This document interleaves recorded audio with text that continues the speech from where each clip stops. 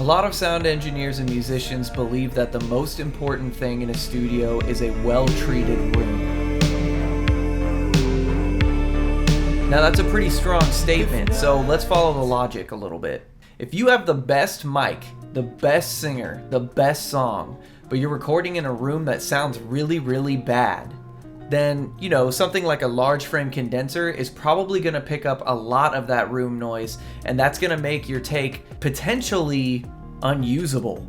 I've been looking for affordable solutions to make my master bedroom, which is now my home studio space, sound better. So I hopped on Amazon and I looked for some of the most affordable but still aesthetically pleasing options that I could find. What I landed on was some curtains, which you can see one right over here, that I set up between my bathroom and this room, and then some curtains on my windows, as well as some acoustic tiles.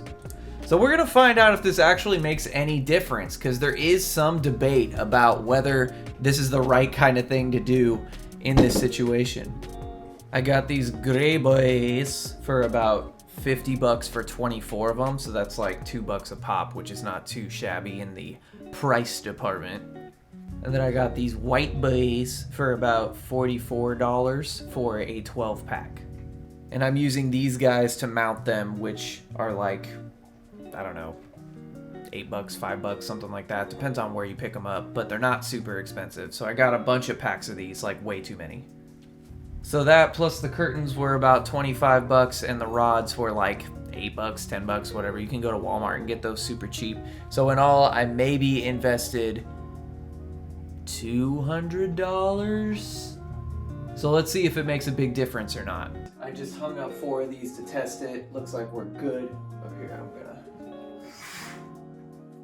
So first I close the curtains, because that's supposed to be soundproofed curtains. So we'll see if it makes any difference. After that, I take 4 of these guys. I line them up on the back of this.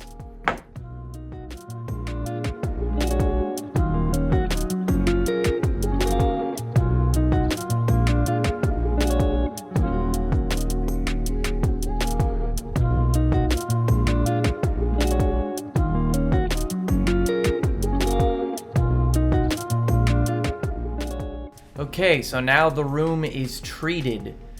So I will say within the room, I can't really tell a difference, but maybe when I listen back to the recording, I'll be able to tell. The quick brown fox jumped over the lazy dog. The quick brown fox jumped over the lazy dog.